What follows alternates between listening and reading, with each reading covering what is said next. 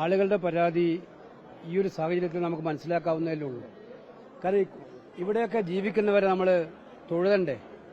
ഈ എല്ലാ വീടുകളും ഇനി വെള്ളപ്പൊക്കമായാലും വെള്ളപ്പൊക്കത്തിലല്ലെങ്കിലും വെള്ളത്തിനിടയിൽ കിടക്കേണ്ട സ്ഥിതിവിശേഷമാണ് ഇവിടെ ഉള്ളത്. ഇവിടുത്തെ കൃഷിക്കാരനെ നമ്മൾ നമിക്കണം. അവർ ഈ പ്രതികൂലമായ കാലാവസ്ഥയിൽ അവർ നടത്തുന്നത് സത്യത്തിൽ നാടിന് വേണ്ടിയിട്ടുള്ളൊരു വലിയ ജോലിയാണ്. അവർക്ക് വേണ്ടി മാത്രമല്ല, ഇവിടുന്നുള്ള കാർഷിക ഉൽപ്പന്നങ്ങളാണ്, നെല്ലായാലും അതുകൊണ്ടാണ് നമ്മളെല്ലാം ജീവിച്ചു പോകുന്നത്. അപ്പോൾ അവർ നേരിടുന്ന പ്രതിസന്ധിയും പ്രയാസവും നമ്മൾ എല്ലാ പ്രാവശ്യവും ചർച്ച ചെയ്യുന്നതാണ്. അപ്പോൾ കുട്ടനാട്ടിലെ കൃഷിക്കാരനെ നിലനിർത്തേണ്ടത് നാടിന്റെ പൊതുവായിട്ടുള്ള ആവശ്യമാണ്. ഇവിടുത്തെ സാധാരണക്കാരായ ആളുകൾ ജീവിക്കുന്ന കഷ്ടപ്പാടുകളും ബുദ്ധിമുട്ടുകളും നമുക്ക് മനസ്സിലാക്കാവുന്നേ ഉള്ളൂ. അതുകൊണ്ട് ഇപ്പോഴുണ്ടാകുന്ന പരാതികളൊന്നും നമുക്കത് ആ പരാതികളുടെ സ്വഭാവത്തിൽ കണ്ട് പരിഹരിക്കാൻ നടപടിയുണ്ടാകണം. എന്തായാലും ക്യാമ്പുകളിലൊക്കെ തന്നെ പൊതുവായിട്ട് എല്ലായിടത്തും കാര്യങ്ങളൊക്കെ ഭംഗിയായി നടക്കുന്നുണ്ടെന്നാണ് കിട്ടുന്ന വിവരങ്ങൾ. എവിടെയെങ്കിലും പരാതികളും പാകപ്പിഴകളും ഉണ്ടെങ്കിൽ അപ്പോഴപ്പോഴെ പരിഹരിക്കാൻ ജില്ലാ ഭരണകൂടം ആവശ്യമായിട്ടുള്ള ക്രമീകരണങ്ങൾ നടത്തിയിട്ടുണ്ട്. പക്ഷെ നമ്മൾ മനസ്സിലാക്കേണ്ട കാര്യം, ആലപ്പുഴ ജില്ലയുടെ സ്ഥിതി എന്താ, കുട്ടനാട് ഉൾപ്പെടെയുള്ള ആലപ്പുഴ ജില്ലയുടെ സ്ഥിതി എന്താ വെച്ചാൽ നമ്മുടെ സമുദ്രനിരപ്പിനേക്കാൾ താഴെ ഭൂസ്ഥിതിയുള്ള പ്രദേശമാണ്. എവിടെ നിന്നൊക്കെ വെള്ളം ഒഴുകി വന്നാലും അത് താങ്ങേണ്ട സ്ഥിതി ആലപ്പുഴക്കാ ഉള്ളത്. ഇത് എല്ലാ പ്രളയത്തിലും നമ്മൾ ഏറ്റവും കൂടുതൽ ദുരിതം അനുഭവിച്ചുകൊണ്ടിരിക്കുകയാണ്.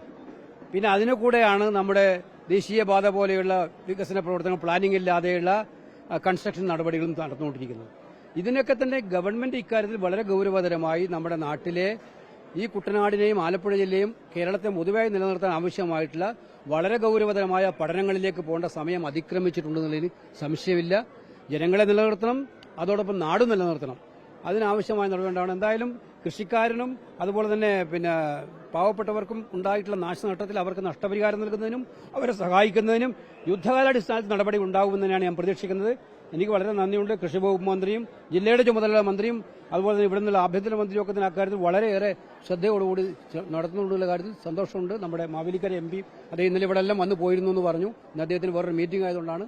അപ്പോൾ അവരെല്ലാവരും ഇക്കാര്യത്തിൽ ശ്രദ്ധയോടുകൂടി, കുട്ടനാട് MLA ഈ കാര്യത്തിൽ എല്ലായ്പ്പോഴും കഴിഞ്ഞ കുറേ ദിവസങ്ങളായി ഉറങ്ങാതെ ഇത് കൂടെ നിൽക്കുന്നുണ്ട് എന്നുള്ളത് നമുക്ക് എല്ലാവർക്കും അറിയാം.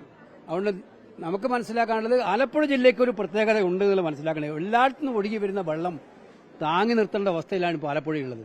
അതിന്റെ ദുരന്തങ്ങൾ അനുഭവിക്കേണ്ടി വരികയും ചെയ്യാണ്. അപ്പോൾ മന്ത്രിമാരൊക്കെ ക്യാബിനറ്റിൽ പറയുമ്പോൾ ഇതൊരു ഗൗരവതരമായ വിഷയമാണ്. ഇതിന് പരിഹാരം കണ്ടേ പറ്റും. എല്ലാ കാലത്തും കുട്ടനാട് ഇങ്ങനെ വെള്ളത്തിനടിയിലായിട്ട് നമുക്ക് നിലനിർത്താൻ പറ്റില്ല.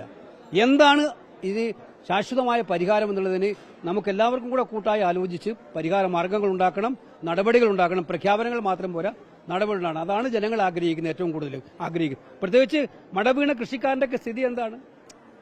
ഇപ്പോൾ കൃഷി എന്തുമാത്രം പാടുപെട്ടിട്ടാണ് ഇവിടെ കൃഷി ചെയ്യുന്നത്.